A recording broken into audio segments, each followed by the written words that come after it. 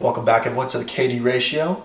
I'm Kirby. I'm Justin. We've been gone for 2 weeks. Gone for 2 weeks. If you put two and two together, you can figure out why we were gone for 2 weeks. Yep. I was actually. I got Corona or COVID. Little scare. Nothing too big though. No, yeah, I was out for 2 weeks, but I had no symptoms. Actually, I lost taste and smell, but that was it.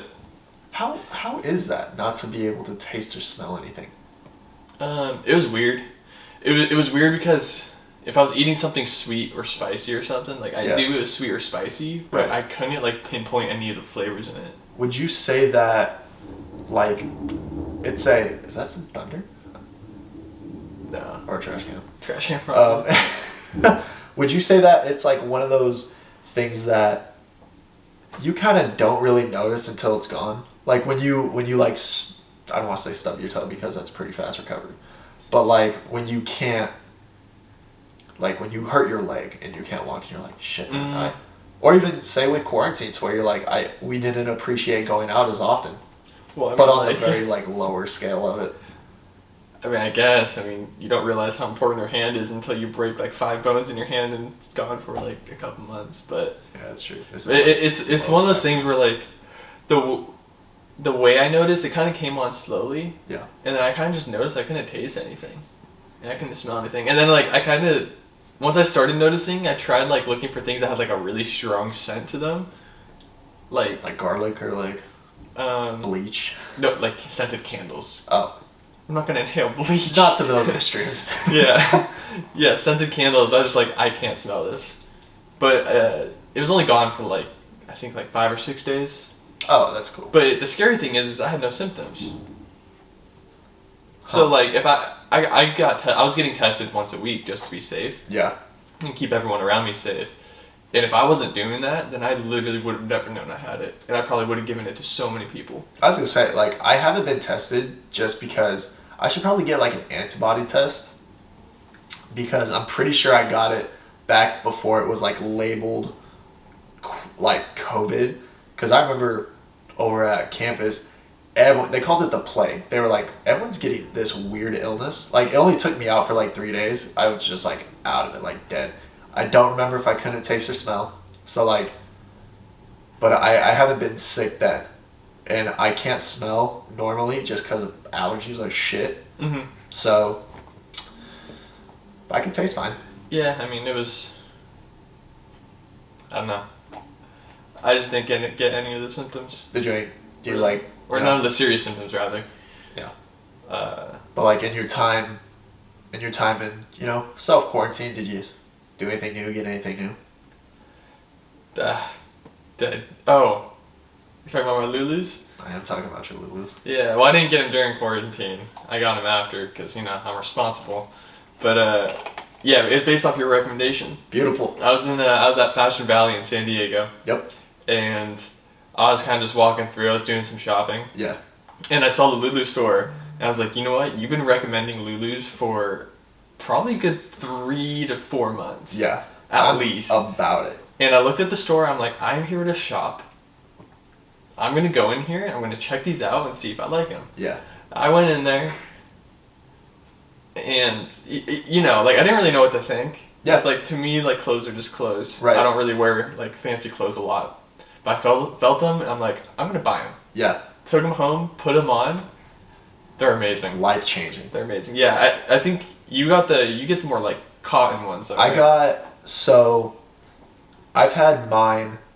First off, bring more men into Lululemon. That's the point we're really trying to make here. Yeah. So our friend Bernie recommended me Lululemon sweats 2 years ago, my sophomore year. Oh, and it was Bernie. Yeah, it was Bernie. And I gave him shit for it because I was like, bro, you're wearing Lululemon? Isn't that just for women? And he goes, no, that's what they want you to slow down there. They were like, women will go crazy. And they will find you, in Bernie's mind, more appealing because you're wearing Lululemon. And I was like, dude, what the fuck? How's that? It's a pair of sweats. Expensive pair of sweats. The brand is everything. Yeah, and so I was making pretty good money at the time being a bellman. And I was also down in Fashion Valley, and I was like, hey, it's my day off. I'm here. Let's check it out. So I walked in. I didn't know anything. I was just like, where are the good sweats?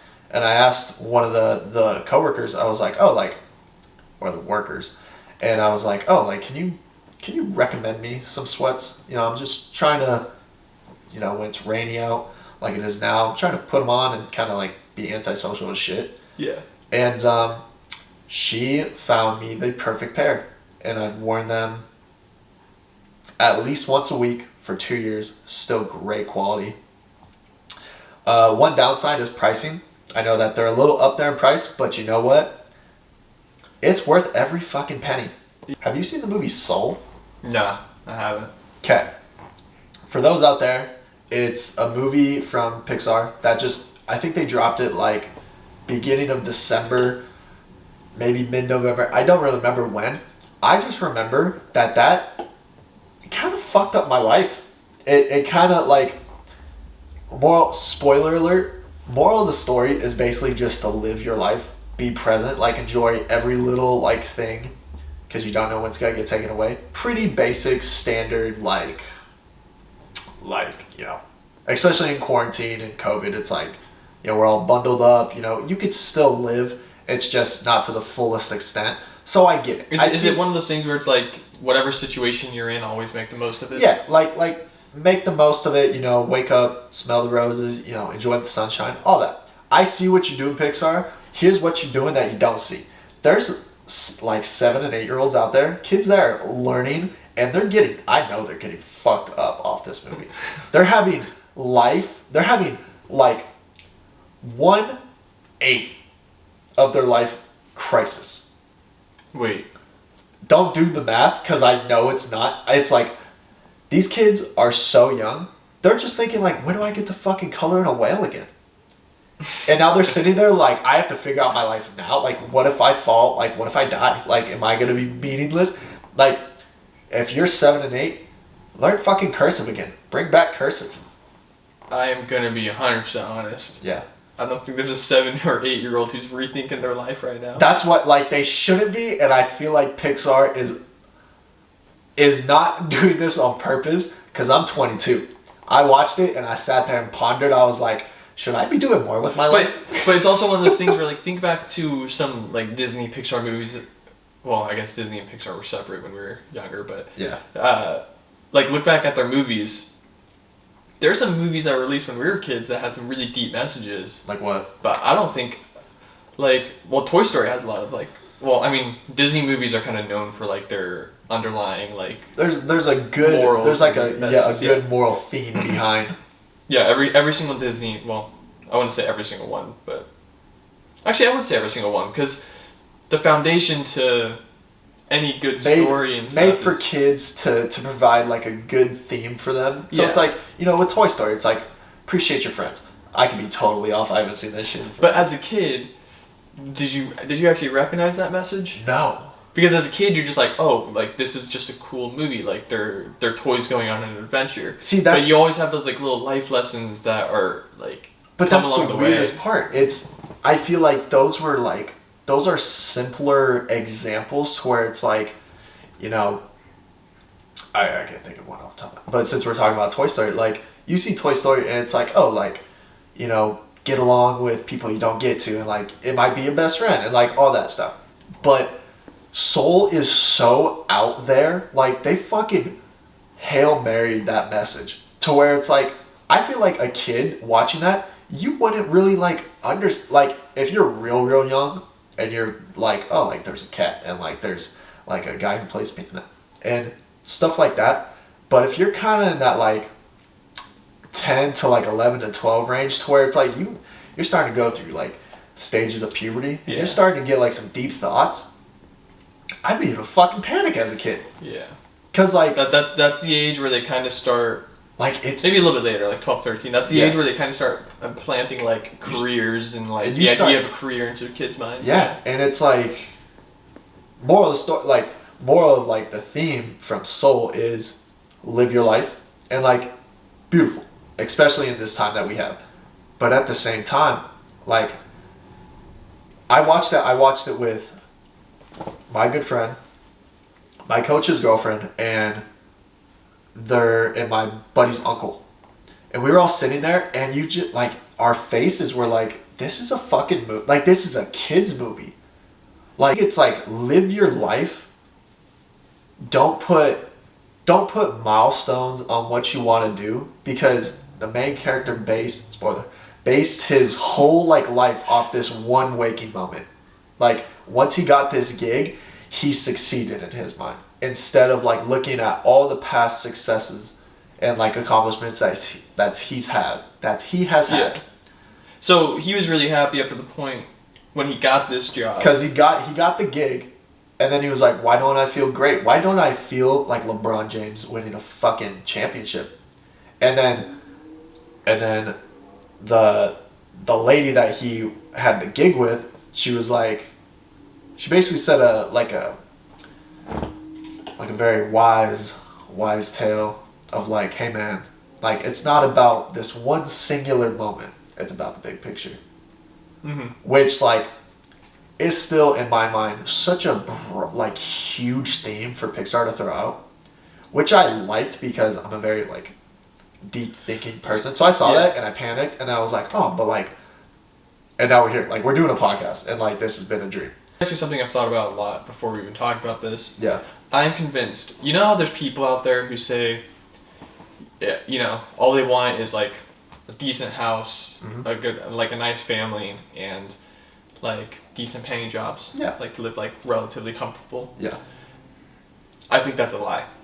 I think, and this is a really strong opinion, feel free to debate me on it, but I think it's really natural for people just to want more. Yes. Within reason. I want to make that clear, within reason. And I think it's natural for people to want more.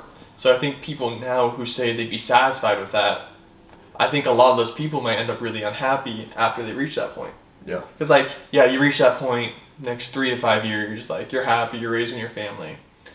And then, you know, actually, that's a whole goal in and of itself. You raise a family. But then, still, what about after that? Yeah. Or during that? Like, you know, are you not going to have any goals for yourself? Are you going to only raise your family? Yeah. Like, without that self-progression. And I imagine there's a lot of pride, self-pride in raising your kids and watching them succeed. But I feel like you also need to have that goal set for yourself. Yeah. And I understand that might be hard for, like, the first couple years of having kids, especially before they're in, like, elementary school or something. Mm-hmm. But I genuinely believe that, like, people always need to set goals for themselves. I don't think people should just say, like, oh, I just need this and I'll be happy in life. It's like, you'll get there, you'll be happy, but then you're going to need to set another goal to maintain that happiness. Yeah. You always need to challenge yourself. Always. In my opinion. If you're not challenging yourself and you're just taking the easy route all the time, you're not going to go anywhere. I think, I second that. I think that's huge. I don't think a lot of people would disagree with that, but... No, I don't think so either. And especially in, like, you know, I think just having that expectation, like, I don't deserve more, I want more for myself. Yeah. And very, very deep topic, Justin. I like that shit. Yeah. But this was a really... Hey, we haven't seen each other, like... This is usually what we'll talk about, like, off screen, so... Yeah. Fuck it. We have these conversations all the time. You see two sides to this motherfucking story. Yeah. I mean, we're running out of time right now, so we gotta wrap it up. No, yeah. So I mean, I think that's a perfect way to end it. You know. Yeah. You don't deserve more. You want more for yourself. Mhm. That's it. Yeah. Outro. But took an easy route, or not easy route, more serious route this week. Yeah. Next week will probably be more back to normal. Back to jokes. You know, you always gotta see both sides of the story. Yeah, it has been 2 weeks since we saw each other, so this is just our, like, raw conversation. Yeah. On our podcast. Sure. And that's what we're trying to give. Yep. And as always, we're on Twitter, Facebook, Instagram, YouTube. We'll have the links in the description for YouTube and everything like that. Mm-hmm. And find highlights on YouTube and full episodes on Spotify. Yeah. All right. And it's just the KD ratio. If you search it, you'll find our logo, our two faces.